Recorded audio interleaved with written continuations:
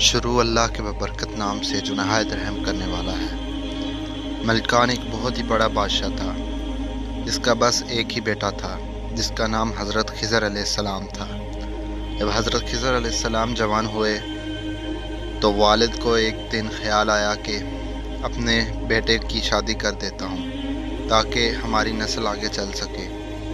حضرت خضر علیہ السلام ہر وقت اللہ تعالیٰ کی عبادت میں مشغول رہتے تھے۔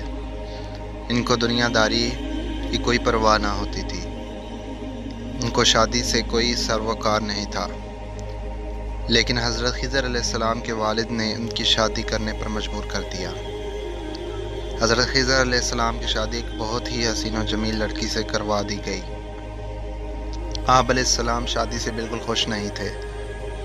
حضرت خضر علیہ السلام نے شادی کی پہلی رات بھی اپنی بیوی کی طرف کوئی توجہ نہ دی۔ ساری رات حضرت خضر علیہ السلام اللہ تعالیٰ کی عبادت میں مشغول رہے۔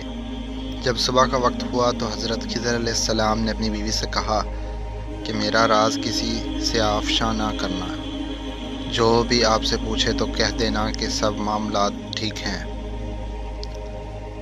لڑکی نے حضرت خضر علیہ السلام سے وعدہ کیا اور وہ سب کو وہی کہا جو حضرت خضر علیہ السلام نے بیوی کو کہا تھا، لیکن لوگوں نے حضرت خضر علیہ السلام کی بیوی کی باتوں پر یقین نہ کیا۔ حضرت خضر علیہ السلام کے والد صاحب سے یہ کہا کہ ہمیں شک ہے کہ آپ کے بیٹے نے ساری رات بیوی کی طرف نہیں دیکھا۔ لوگوں کے کہنے پر حضرت خضر علیہ السلام کی بیوی کو دائی کے پاس چیک کروایا گیا تو دائی نے بھی یہی کہا کہ لڑکی ابھی کنواری ہے، اس کو کسی بھی مرد نے نہیں چھوا۔ دائی نے حضرت خضر علیہ السلام کے والد محترم کو کہا کہ آپ اپنے بیٹے کو ایک غیر پاکرہ عورت مہیا کریں، کیونکہ آپ کے بیٹے کو باکرہ عورت میں کوئی دلچسپی نہیں ہے۔ کوئی ایسی کمزوری ہو جس کی وجہ سے باکرہ لڑکی اس کے لیے بیکار ہو۔ چنانچہ حضرت خضر علیہ السلام کے والد نے آپ علیہ السلام کی شادی ایک غیر باکرہ عورت سے کروائی اور پہلے والی بیوی کو طلاق دلوا دی۔ شادی کی پہلی رات حضرت خضر علیہ السلام کے والد نے کہا کہ رات کو ٹھیک ٹھیک حالات بتانا کہ حضرت خضر علیہ السلام آپ کی طرف متوجہ ہوتے ہیں یا نہیں۔ چنانچہ جب رات ہوئی تو حضرت خضر علیہ السلام نے پہلی بیوی کی طرح اس عورت پر بھی کوئی توجہ نہ دی۔ آپ علیہ السلام ساری رات اللہ تعالیٰ کی عبادت میں مشغول رہے۔ جب صبح ہوئی تو اس کے بارے میں رات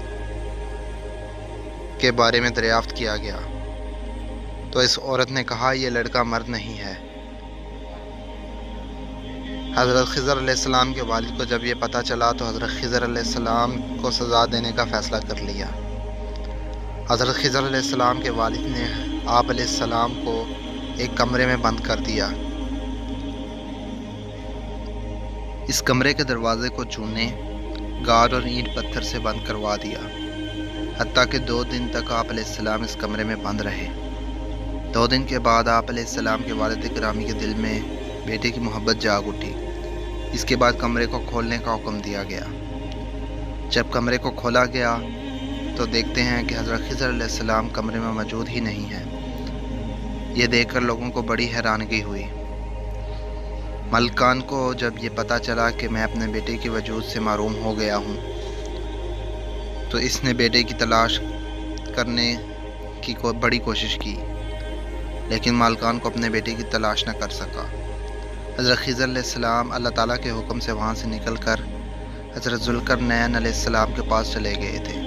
آپ علیہ السلام حضرت ذوالقرنین کے ہمراہ بحر ظلمات جا کر اپنی حیات نوش کیا، ہمیشہ کے لیے زندگی کے مالک بن گئے۔ خدا نے حضرت خضر علیہ السلام کو یہ معجزہ عطا کیا کہ آپ علیہ السلام کو دریاؤں پر موکل کر دیا۔ چنانچہ حضرت خضر علیہ السلام ایک سمندر کے قریب ہی رہائش پذیر ہوں گے۔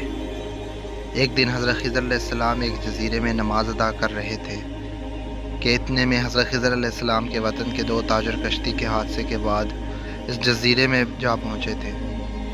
جب حضرت خضر علیہ السلام عبادات سے فارغ ہوئے تو لوگوں نے اپنے حالات بتائے۔ ان تاجروں نے حضرت خضر علیہ السلام کو پہچان لیا تھا۔ ان لوگوں نے اپنی مشکل بتائی۔ حضرت خضر علیہ السلام نے فرمایا کہ میں آپ کی مدد ایک شرط پر کروں گا، وہ شرط یہ ہے کہ اپنے ملک میں جا کر کسی سے بھی میرا ذکر نہیں کرو گے۔ ان لوگوں نے یقین دلایا کہ ہم کسی سے بھی آپ علیہ السلام کا ذکر نہیں کریں گے۔ حضرت خضر علیہ السلام نے سمندر کی لہروں کو حکم جاری کیا کہ ان لوگوں کو فلاں ساحل پر پہنچا دو۔ سمندر کی لہر نے ان لوگوں کو ساحل پر پہنچا دیا۔ اپنے ملک میں پہنچنے کے بعد ایک آدمی نے اپنے وعدے پر قائم رہا، مگر دوسرا آدمی سے نہ رہا گیا۔ وہ آدمی حضرت خضر علیہ السلام کے والد ملکان کے پاس گیا اور اس نے حضرت خضر علیہ السلام سے ملاقات کا سارا واقعہ بتا دیا۔ اس آدمی نے یہ بھی کہا تھا کہ میرے ساتھ ایک تاجر اور بھی تھا۔ جب اس تاجر کو بھی ملکان نے اپنے پاس آنے کو کہا، جب وہ تاجر بادشاہ کے پاس آیا تو اس نے کہا کہ یہ آدمی جھوٹ بول رہا ہے، میں تو اس آدمی کو جانتا ہی بھی نہیں ہوں، یہ کون ہے؟